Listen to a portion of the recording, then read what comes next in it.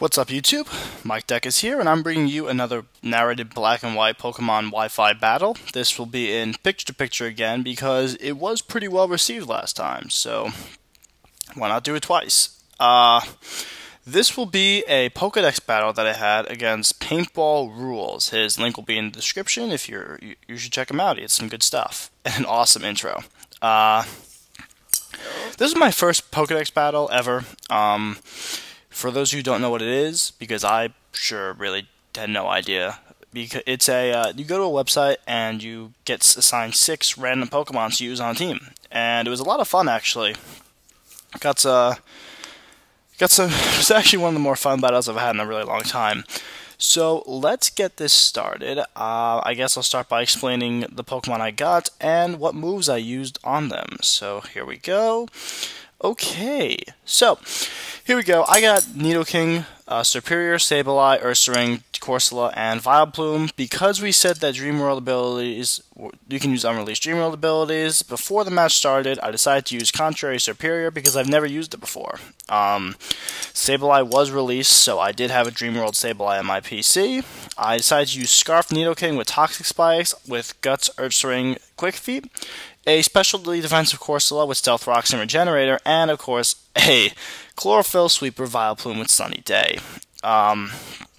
This was basically the team. I decided to lead with the Toxic Spikes because, you know, it's a roulette battle, and Toxic Spikes basically are good in any kind of roulette because, you know, you can't pick the team. So let's get started. I start off with my Scarf Nidoking. Yeah, I start off with Scarf Nidoking. He starts off with his Simisear, I think this thing is called, and he goes first with an Overheat. First off, I live, which I was like, wow, that thing's weak. And then that obviously means that this thing is scarfed. So I have to get out because I kind of want to save my Nidoking. 1 layer of Toxic Spikes is probably good anyway because I figured there would be a lot of switching. So he is going to go for the Overheat. He is going to get a crit. It's going to still keep me in the green, which is awesome. So I know he's going to want to switch out because he is locked into that Overheat. So I am going to use this time to set up my Stealth Rock. So he is limited in the amount of switch-ins that he has with his Simisear. In comes Registeel. I have no idea what this thing does, but I do remember that these things like to do T-Wave and like support sets because their attack and speed are abysmal because of the slow start. So I am going to go out to Nidoking mainly for 2 reasons. 1, if he does T-Wave, I could dodge it. And 2, if he does kill me, I'm at 11 HP anyway. So if I want something to die, it would be my Nidoking. And this also allows me to get a free switch into my Superior, so I could sub. So, I am going to stay in and go for the Ice Beam, expecting him to try to kill me, but he's going to go for the Confuse Ray. I guess maybe in hindsight that was probably a misplay. If he was better off killing me, he probably would have had this Registeel at a higher amount of health. But now I am going to just keep Ice Beaming because I don't want to switch out and risk anything getting confused or T-Waved. And he is going to get the knockoff kill. So, yeah, that was freaking awesome. He's going to knock my Choice Scarf off after I die, which is like, lol. But anyway, so now I am forced to go into my Teddy Bear. I am going to just go for the Facade to get the kill. And yeah, that's going to activate my Toxic Orb and my Quick Feet, which is really nice. Of course, because he slows this thing, I am going to be slower. So I am going to, I believe I protect or I just switch.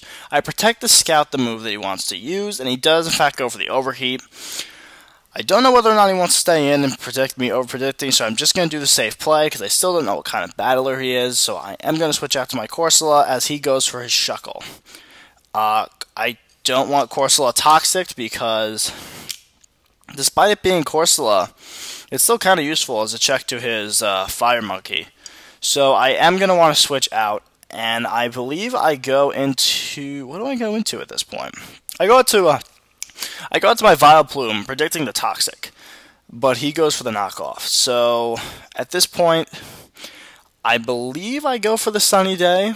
I'm not too sure what I decide to do with the I know his Shuckle can't really do anything, or maybe I switch.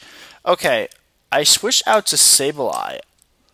Okay, I switched out to Sableye expecting some kind of non-attack move that was a knockoff. So I could probably, I didn't want him encoring me into Sunny Day, so I figured I could taunt that thing and it would help.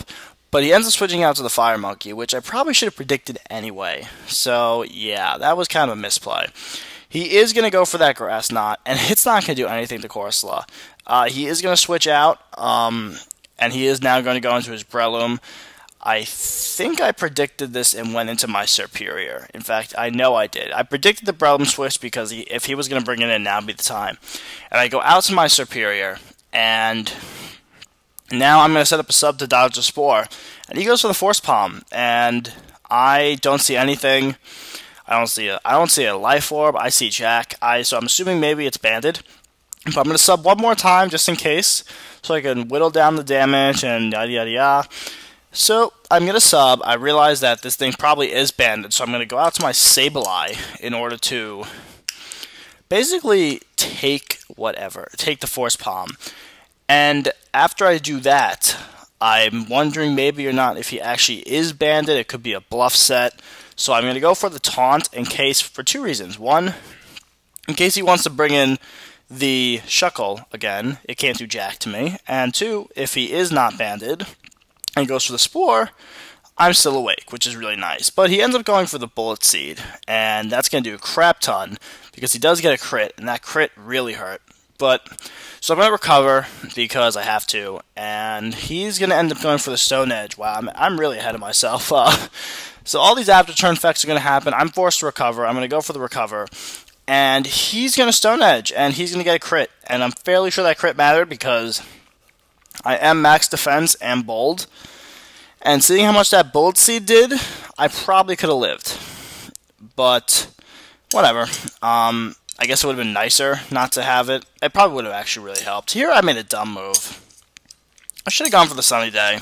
I don't know why I didn't. I ended up going for Hidden Power, and that probably cost me the game.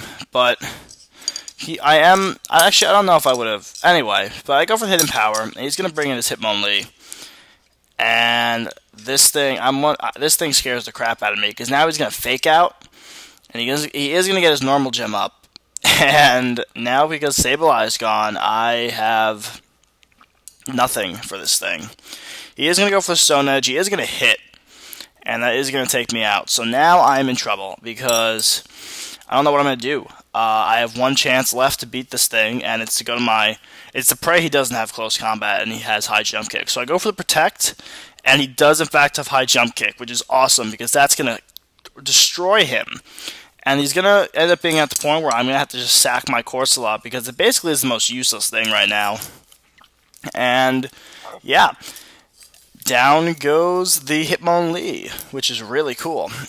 It's double down, so I had two choices. I could either bring in my Superior or I could bring in my Ursaring.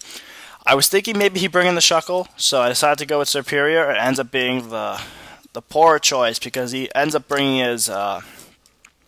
He actually makes a really smart move. He brings in his Fire Monkey to scout which of the two I bring in, and he decides to bring out his Persian. And I have absolutely no idea what Persian does at all. Like, I've never seen one before. So he ends up going for Hypnosis, and I'm like, crap. I have a sleeping thing Superior, and I don't know what he's gonna do. I didn't want to switch out to my what's it called? I didn't want to switch to my Ursaring. I just didn't want taking a hit. And now he goes for Nasty Plot, and I'm just like, oh, this is game over if I don't wake up, and I don't wake up. So now he's going to take me out with a Swift, and Technician boosted Swift is going to rock me. I did remember I had Technician after I saw Swift. I was like, why the hell did you use Swift? And I was like, oh yeah, Technician. But rambling's rambling. Now I'm going to bring out my Ursaring, hoping to outspeed, but because I'm adamant and not jolly, his Persian is going to outspeed me, and that's going to be the game. So, good game, Paintball Rules. This was a ton of fun. Actually, like I said, one of the most fun battles I've had in a really long time. If you guys enjoyed, give me that little thumbs up. And, yeah, so this weekend I'm hoping to get a lot more stuff up because I'm going to KOTC. So, hopefully I get a few battles in. I'll probably bring my camcorder and, record some stuff that's going on. So, yeah, be pretty cool. I am working on a team right now to get it. I might borrow someone else's team. I'm not sure yet, but I did find a team that I thought was really cool, and I actually used it in a tournament round for a Smogon tournament, and I really liked it, so I'm debating whether or not I'm going to use that. But anyway, rambling's rambling. Peace out, guys. Hope you enjoyed, and Mike Deck is out of here. Later.